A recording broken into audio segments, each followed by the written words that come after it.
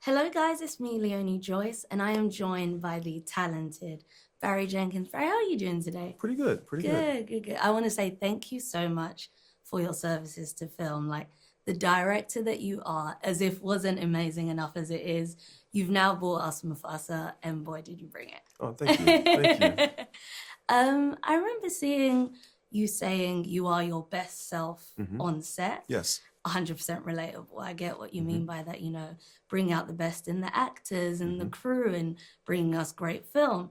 And I'm really fascinated to know how you went about doing that with this film, where it is voice acting. You may not even be in the same room, different parts of the country recording that.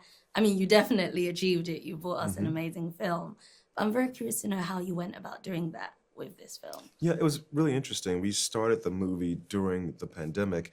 And so even when we were filming, together, we were oftentimes sort of in separate spaces, because of the virtual nature of the production. We could literally all be in our basements, but then we put the headsets on and we're all scouting in the same world.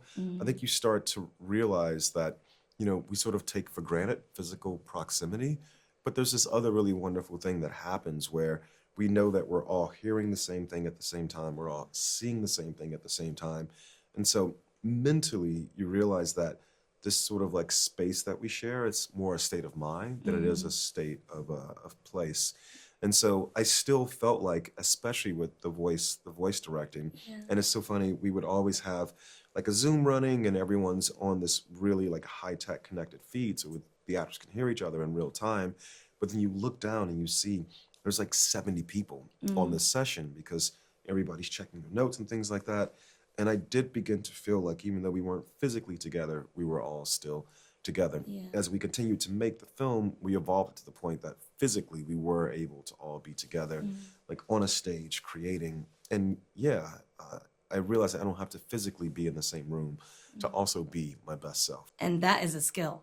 Yeah, it is. Well, thank you for indulging my curiosity. And I like to call it curiosity, not nosy. Oh, yeah, of course.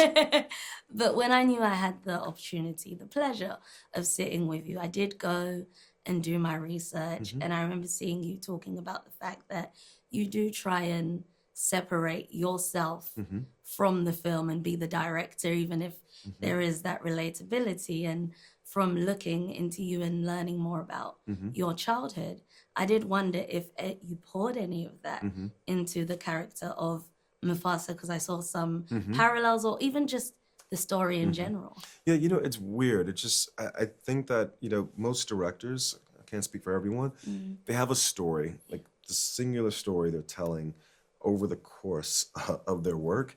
And I think I've begun to realize from, Moonlight to Beale Street, Underground Railroad to this, it's something about children and their relationship to their parents, particularly their mothers, and this almost fractured relationship that they have between the two, between sons and mothers primarily. With this film, and with all, I always start working and I'm trying to intellectually not know of that association. I'm just pouring myself into the work.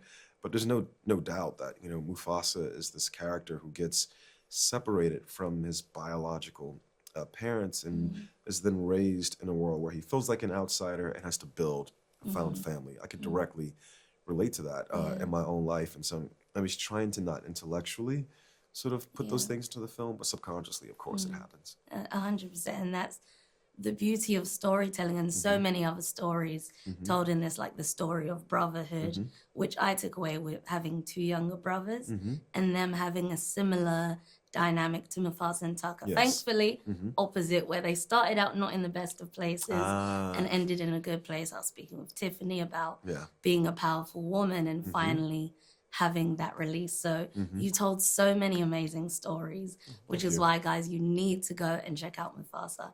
Out December 20th. Thank you so much for an amazing film. Thank you, Miss Leoni.